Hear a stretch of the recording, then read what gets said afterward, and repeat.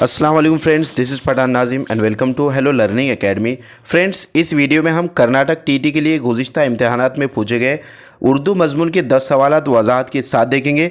जैसे कि आप सब जानते हैं कि कर्नाटक टीटी का एग्ज़ाम शेड्यूल आ चुका है और आपका इम्तिहान 7 दिसंबर 2025 को कंडक्ट किया जाएगा। इसी को मद्देनज़र रखते हुए हेलो लर्निंग एकेडमी पर न्यू बैच स्टार्ट की गई, जिसमें आपको डेली वीडियो लेक्चर्स मिलेंगे, पीडीएफ नोट्स आपको अवेलेबल किए जाएंगे, एमसीक्यू सीरीज़ दिए जाएंगे। तो फ्रेंड्स, एक पेपर की फ़ीस 499 है और अगर आप दोनों पेपर ज्वाइन करते हो तो 799 इसकी फ़ीस है।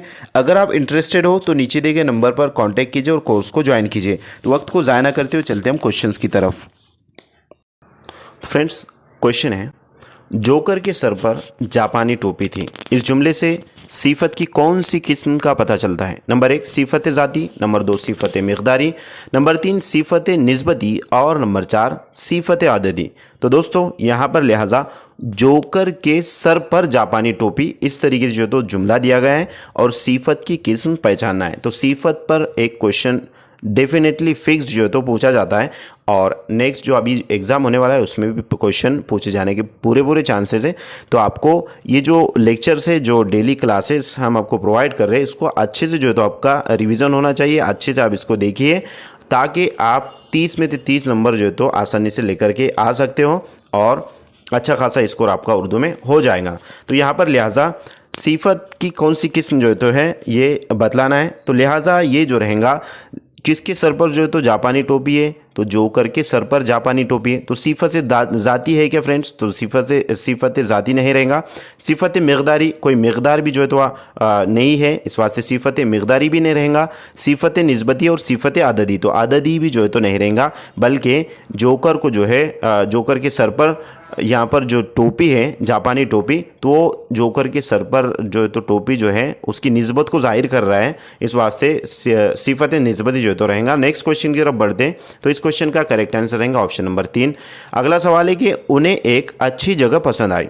अब यहाँ पर ख़त कशीदा लफ्ज़ जो सिफत के साथ आया है उसे क्या कहते हैं? यानी कि अब ये सिफत के साथ आया है जगह, उन्हें एक अच्छी जो है तो सिफत है और उसके साथ जगह है, तो ये लिहाजा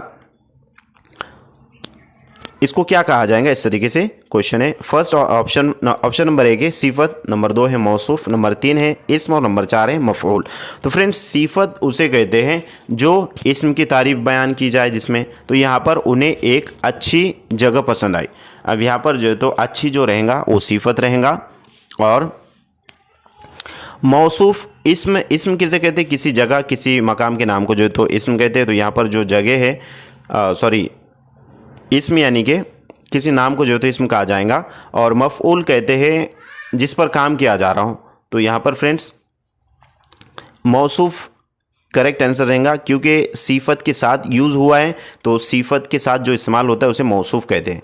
ऑप्शन नंबर 2 करेक्ट आंसर रहेगा। नेक्स्ट क्वेश्चन की तरफ बढ़ते हैं। अगला सवाल है कि किसी वाक़े का हाल सुनाना माजरा कहलाता है, उसी तरीके से किसी बात का बार बार जिक्र करना क्या कहलाएगा? इस तरीके से क्वेश्चन 100% पूछा जाता है। ऐसा क्वेश्चन आपको आने वाला है, तो आपको इसकी अच्छे से प्रैक्टिस कर लेना चाहिए। नंबर 1 है शान, नंबर 2 है पर्चा, नंबर 3 है चर्चा, नंबर 3 है किस्सा और नंबर 4 है फसाना। तो फ्रेंड्स, यहाँ पर लिहाजा किसी बात का बार बार जिक्र करने को जो है तो चर्चा कहते हैं। ऑप्शन नंबर 2 करेक्ट आंसर रहेगा। नेक्स्ट क्वेश्चन है मुलाहिका यानी कि जुड़ा हुआ, तो उसी तरीके से मिलाप, इसका जो है तो हमआयनी लफ्ज़ कौन सा रहेगा? तो नंबर 1 है मुनकसिम, नंबर 2 है मुस्तकीम, नंबर 3 है इम्तजाज और नंबर 4 है मुफर्रद। तो फ्रेंड्स, मिलाप यानी कि इम्तजाज, ऑप्शन नंबर 3 सही जवाब रहेगा। नेक्स्ट क्वेश्चन है रुबाई में कुल कितने अरकान होते हैं? तो फ्रेंड्स, रुबाई ये जो तो असनाफ़ सुखन की किस्म है, सिन्फ है रुबाई, और इसमें जो तो 4 मिसरे होते हैं और इसका पहला, दूसरा और चौथा मिसरा हम काफ़िया होता है और रुबाई में जो है तो मौजू कोई कैद नहीं होती। तो लिहाजा रुबाई में अरकान कितने होते हैं, इस तरीके से पूछा गया है। तो फ्रेंड्स,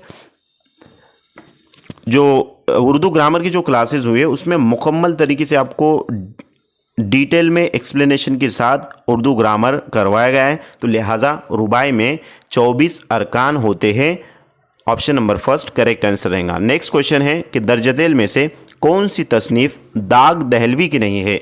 नंबर 1 गुलजार दाग, तो फ्रेंड्स गुलजार दाग जो है ये दाग दहलवी की तसनीफ़ है। महताब दाग ये भी जो है तो है। यादगार दाग ये भी है। और लास्ट में गुलिस्तान दाग, ये जो है तो दाग दहलवी की तसनीफ़ नहीं है। ऑप्शन नंबर 4 सही जवाब रहेगा। नेक्स्ट क्वेश्चन है, इंशाया लिखने वाला इंशा पर्दाज कहलाता है। उसी तरीके से अखबार में लिखने वाला, यानी कि अखबार में लिखने वाला क्या कहलाएगा? नंबर 1 है मजमून निगार, नंबर 2 है कॉलम निगार, नंबर 3 है खुश निगार और नंबर 4 है मकतूब निगार। तो फ्रेंड्स अखबार में लिखने वाले को कॉलम निगार कहते हैं। ऑप्शन नंबर 2 करेक्ट आंसर रहेगा। नेक्स्ट क्वेश्चन है, कवाइफ का वाहिद लफ्ज़ क्या है? तो फ्रेंड्स वाहिद जमा पर भी क्वेश्चन पूछा जाता है, यानी कि ग्रामर के आपको तकरीबन 22 नंबर पर मुश्तमिल ग्रामर पूछा जाता है, उर्दू क़वायद पूछा जाता है। तो 22 मार्क बहुत ज़्यादा जो है तो मार्क है दोस्तों, क्योंकि 22 नंबर यानी कि एक एक नंबर से स्टूडेंट्स जो है वो फेल हो जाते हैं, अनक्वालिफाइड डिसक्वालीफाइड हो जाते हैं। टीटी का एग्ज़ाम हो या फिर सीटेट का एग्ज़ाम हो, तो फ्रेंड्स एक एक मार्क पर हमें मेहनत करना है और हाथ से जो तो जाने नहीं देना है। 120 का टारगेट कर कर जो तो हमको चलना है। तो फ्रेंड्स यहाँ पर कवाइफ का वाहिद लफ्ज़ है, वाइज लफ्ज़ क्या है, इस तरीके से क्वेश्चन है वाइज जमा पर पूछा गया है। नंबर 1 है कशफ, नंबर 2 है किरतास, नंबर 3 है कैफियत और नंबर 4 है कमियत। तो फ्रेंड्स कवाइफ का जो वाहिद रहेगा वो रहेगा कैफियत। ऑप्शन नंबर 3 सही जवाब रहेगा। नेक्स्ट क्वेश्चन है कि हाय हाय, मरहबा, शबाश, उफ, इन अल्फाज को क्या कहते हैं? नंबर 1 हुरूफ फिजाइया, नंबर 2 हुरूफ निदा, नंबर 3 हुरूफ माकूस और नंबर 4 हुरूफ तफक्कुर। तो फ्रेंड्स यहाँ पर लिहाजा शबाश, मरहबा, हाय हाय, उफ, तो ये जो अल्फाज होते हैं इसके सामने लिहाजा इस तरीके से मार्क लगाया जाता है। इसको एक्सक्लेमेशन मार्क बोलते हैं। एक्सक्लेमेशन मार्क्स मीन्स हुरूफ फिजाइया कहलाता है, उर्दू में उसको हुरूफ फिजाइया कहेंगे। ऑप्शन नंबर 1 सही जवाब रहेगा। नेक्स्ट क्वेश्चन की तरफ बढ़ते हैं। अगला सवाल है, नारे नमरूद को किया गुलजार, दोस्त को यूं बचा लिया तूने, इस शेर की सनद पहचानिए। तो फ्रेंड्स ऐसा इस तरीके से शेर आपको दिया जाता है और उसकी सनद के ऊपर डेफिनेटली क्वेश्चन पूछा जाता है और आइंदा भी पूछा जाएगा। तो फ्रेंड्स सनतें आपकी अच्छे से याद होना चाहिए, क्योंकि ये 1 मार्क है और हमारे हाथ से जाना नहीं चाहिए। तो लिहाजा सनत मुबालगा रहेगा या सनत तलमी रहेगा, सनत मरातुन नज़ीर रहेगा या फिर सनत तजाद रहेगा। तो फ्रेंड्स यहाँ पर एक बात समझ में आई जब हमने एनालिसिस किया है पेपर का, उसमें सनत तलमी और सनत तजाद पर ही ज़्यादा क्वेश्चन ज़्यादा जो तो क्वेश्चन पूछे गए हैं। यानी कि सनत तजाद किसे कहते हैं? तो सनत तजाद कहते हैं जिस शेर में शार 2 ऐसे अल्फाज इस्तेमाल करता है जो एक दूसरे की ज़िद हो, उसे जो तो सनत तजाद कहेंगे। जैसे सुबह होती है, शाम होती है, उम्र यूं ही तमाम होती है। तो यहाँ पर इस शेर में लिहाजा शार ने सुबह और शाम का जिक्र किया है जो एक दूसरे की ज़िद है, सनत तजाद कहलाएगा।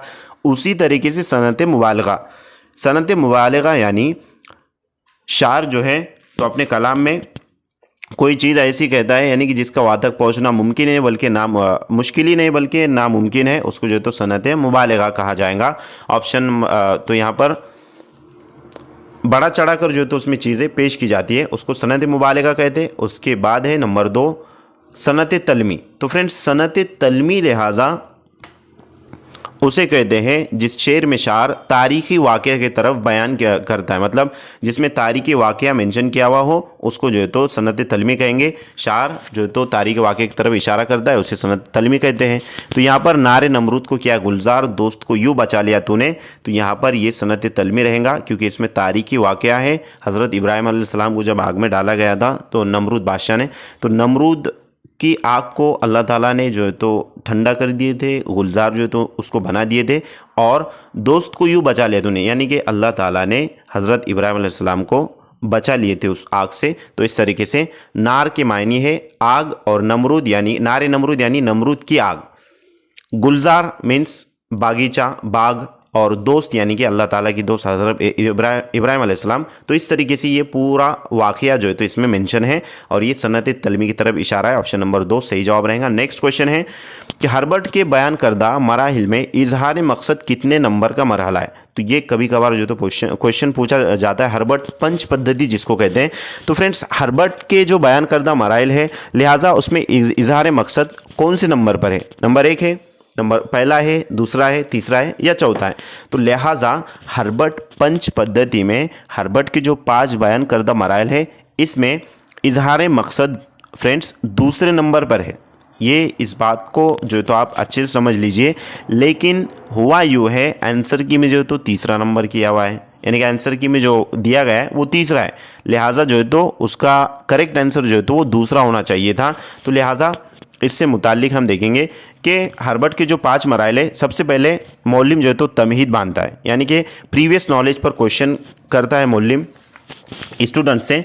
तो यहाँ पर साबिका मालूमात पर तमहीद जो है तो बांधता है, उसके बाद सबक का जो है तो इजहार मकसद की ओर आता है, उसके बाद जो है तो फहमाइश सबक यानी कि सबक समझाता है, इयादा यानी कि रिवीजन करवाता है, इतलाक कि कितना किसको समझ में आए उसके ऊपर क्वेश्चन आंसर होते हैं, और लास्ट में जो है तो मौलिम घर काम देता है। घर काम इसमें नहीं आएगा, बट ये जो 5 चीज़ें हैं तमहीद, इजहार मकसद, फहमाइश सबक, इयादा और इतलाक, ये 5 जो है तो हर्बर्ट के 5 मराइल है और इसमें इजहार मकसद को जो है तो शामिल किया गया है और ये दूसरे नंबर का जो है तो मरहला है। और कुछ निसाब में इजहार मकसद भी शामिल किया जाता है, तब यानी कि घर काम भी इसके अंदर है। तो खैर कुछ निसाब में जो है तो इजहार मकसद शामिल किया जाता है, तब मराहिल 6 हो जाते हैं, इसमें इजहार मकसद दूसरा मरहला होता है। तो यहाँ पर फ्रेंड्स 5 मराहिल के ऊपर बात हुई है, लेकिन यहाँ पर जो है तो दूसरे नंबर का ही रहेगा मरहला, और आंसर की में आपको आंसर जो है तो उसका तीसरा दिया गया है। नेक्स्ट क्वेश्चन की तरफ बढ़ते हैं। अगला सवाल है कि साबिका मालूमात की बिना पर नए इल्म की तश्कील का अमल किस नज़रिए का हामिल है। साबिका मालूमात की बिना पर नई इल्म की तश्कील पाना ये कौन सा अमल है। नंबर 1 है तखरीब अमल का नज़रिया, नंबर 2 है तदरीस अमल का नज़रिया, नंबर 3 है तामीर अमल का नज़रिया, और नंबर 4 है तदवीन अमल का नज़रिया। तो फ्रेंड्स यहाँ पर नए इल्म की तश्कील हो रही है प्रीवियस नॉलेज से, गुज़िश्ता पुरानी मालूमात से, साबिका मालूमात से, पहली मालूमात जिसको कहेंगे। तो फ्रेंड्स ये जो रहेगा कि साबिका मालूमात की बिना पर नए इल्म की तश्कील होना, ये जो अमल है लिहाजा तामीर इल्म का नज़रिया रहेगा। ऑप्शन नंबर 3 यहाँ पर करेक्ट आंसर रहेगा। नेक्स्ट क्वेश्चन की तरफ